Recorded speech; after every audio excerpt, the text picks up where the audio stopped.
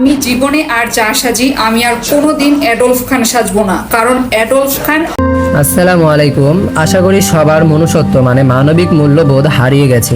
কথাটা কেন বললাম তার জবাবদিহিতা অবশ্যই করব, তার আগে আপনারা ভিডিওটা দেখে নিন। আমি জীবনে আর যা সাজি আমি আর কোনোদিন অ্যাডলফ খান সাজবো না, কারণ অ্যাডলফ খান এক পিস।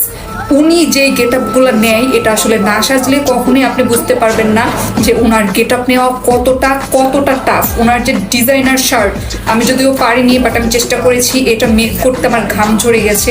এবং ওনার যে ঠোঁটের লিপসের আমি কোনোভাবেই শেড আমি ম্যাচ করতে পারছিলাম না লিপস্টিকের। এবং ওনার আই লুক বলেন, ওনার টোটাল আউটলুকটা এত ডিফারেন্ট আর এত ডিফিকাল্ট। উনি আসলে একজন স্টাইলিশ, এটা মানতেই হবে ভাই।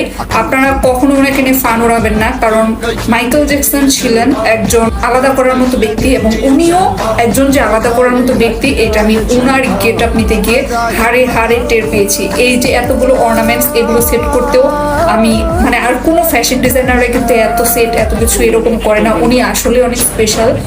যদি ভাই আমার ভিডিও দেখে থাকে, আমি কোনো নেগেটিভলি আপনার ভিডিও ক্রিয়েট করিনি।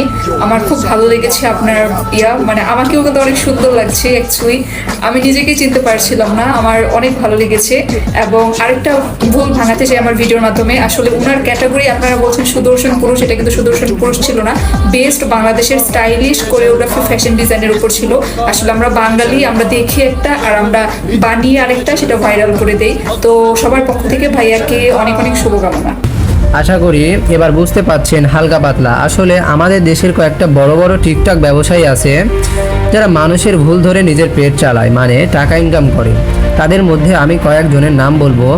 তো ফার্স্ট টিকটক ব্যবসায়ী ওমর ভাই, টিকটক ব্যবসায়ী অপু, টিকটক ব্যবসায়ী কাবির, টিকটক ব্যবসায়ী মানিক মিয়া, টিকটক ব্যবসায়ী অ্যালেক্স সবুজ, টিকটক ব্যবসায়ী প্রিন্স মামুন এবং টিকটক ব্যবসায়িনী অমি আপু। তো আরও অনেকের নাম উল্লেখ করা যেত, বাট আমি যাদের ভিডিওগুলো মানে আমার সামনে এসেছে আমি তাদের কথাগুলোই শুধুমাত্র বললাম। তো ভাই তোরা ভালোভাবে না বুঝে শুনে অ্যাডলফ খানকে নিয়ে এমন কমেন্ট করলি কেন? সেও তো একটা মানুষ নাকি? আর সৃষ্টিকর্তা বলে নাই যে আমার সৃষ্টিকে নিয়ে হাসা যাবে না, উল্টাপাল্টা বকা যাবে না, কোনো কমেন্ট করা যাবে না। অধিকার আমি আমার কোনো বান্দাকেই দিইনি যে আমার সৃষ্টিকে নিয়ে উল্টাপাল্টা কথা বলবে বা তাকে কটাক্ষ করে কথা বলবে। তাহলে কি তোরা আল্লাহর বান্দার মধ্যেই পড়িস না? না, তোরাকে কোনো সৃষ্টিকর্তা সৃষ্টি করে নাই ভাই। আসলে আমাদের দেশের এইসব ব্যবসায়ীদের জন্য আমাদের মতো সাধারণ মানুষের মনুষ্যত্ব হারিয়ে যাচ্ছে।